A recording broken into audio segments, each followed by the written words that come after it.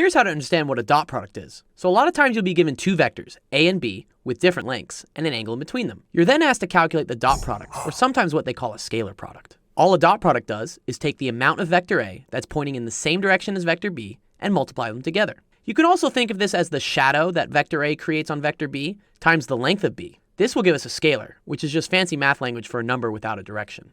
A good way to start is by breaking up vector A into two components, where the amount of vector A that points in the same direction as vector B is what we call A parallel. Now to find A parallel, this is pretty easy because we've created a right triangle, where A parallel is just the adjacent side, and the hypotenuse is the length of A, or what we like to call the magnitude of A.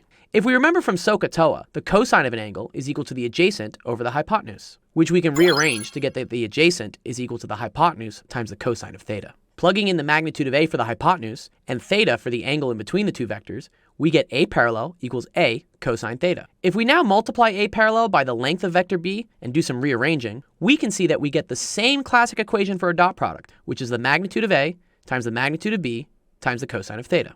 All that's left now is to plug in the numbers and remember the unit circle, and you're done. And there you have it. That's how to understand dot products. Nice!